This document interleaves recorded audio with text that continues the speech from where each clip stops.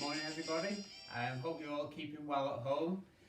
Today's drill is going to be with a simple use of a ball. Today I've got a medicine ball, but this could be any football, basketball, anything that you've got at home that you could use. What it's going to be is for all to use with the lower half of the swing between here and here. And it's going to be about getting the actual rotation and syncing up the arm movement with that. Keeping the arms very quiet within this area. Quite often we see people that like over rotate the arms, use their arms too much in this area, and then also on the follow through, just not using the arms correctly.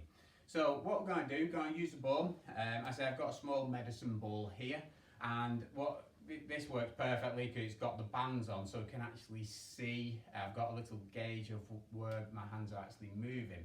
So what I'm going to do, where it's got the name on the top, I'm going to use this band. Firstly, I'm just going to get into my posture position, into my setup position, arms just hanging down in front of me, and then if I actually make a nice rotational movement on the way back here, what I now actually can see is I can still see where it actually says Gold Coast on the top of the ball. Okay, so it's not directly pointing up to the sky, it means I've just probably slightly over rotated there. But what it does do is give me a nice, easy, it's just a very natural rotational movement, more instinctive movement, that if we keep everything together and work it away to this side here, I've got a little gauge here on the top. If I couldn't see that and I'd actually use my arms and rotate it around, this shows that I'm actually rotating my arms too much in the actual first part of the swing. Likewise, the other way, if I look this way here and I can't now read what's actually going on there, it just means that they haven't rotated enough. So it's basically trying to feel that I keep in my posture position, Gold Coast wrote down the front there. From here, we're just going to rotate back, and I can see the back of my left hand is facing forwards. I can now, as a little guide, just read the top, what's going on there. And then likewise, as I turn down into impact position, we can see this is squared back up again to where I started. And then as it follows through, I can still read it here. If my hands and my arms are actually rotating a little bit too much, what we'd see is, again, I can't now read it. Or as it comes through here, we can see that it's now on the front and I still can't read it properly. So this could be anything, it could be any sort of little sign that's on the ball, whether it be a football, basketball, anything like that. So it's literally into posture. This is just nice and square to start off with. I rotate on the way back, rotate down, rotate through. We can gradually just speed this up slightly. So back, through, back and through.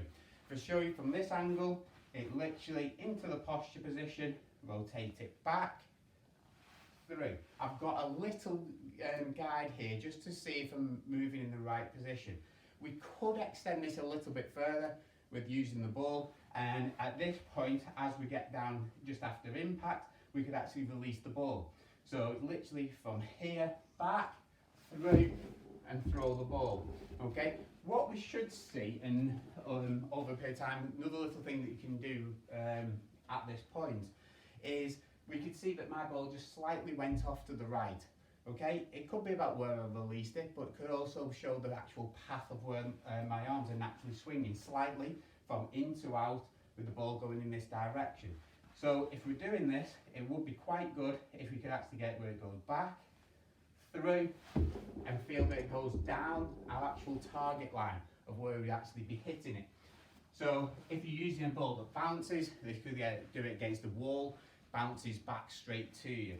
So show you one more time, literally into the posture position, arms come back, just roll back with the rotation of the body, and then as the body rotates through, we just throw it through down the line. Nice and simple, it's a very natural movement, syncing it all together. When we put a club in that position, it just means that the actual face will be keeping quite natural, neutral throughout the actual swing. Hope that little tip helps, and I'll see you all soon. Thanks, bye.